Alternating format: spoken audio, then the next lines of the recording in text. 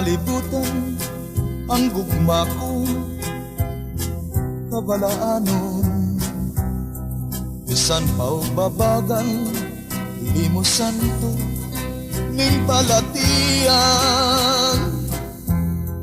Kumunap nga sulbaron kining bunga sa katulugon.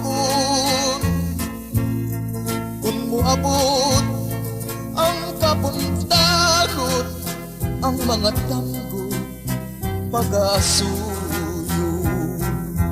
Sama niya tong kahoy nangalaos ang mga dahon.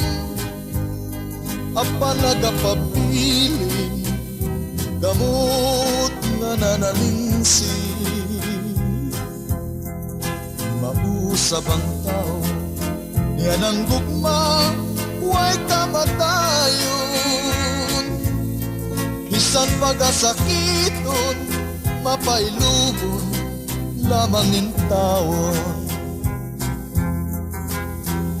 Sama niya tong kahoy nangalaos ang mga dahon. Apa nagapapili gamot nga nanalingsi.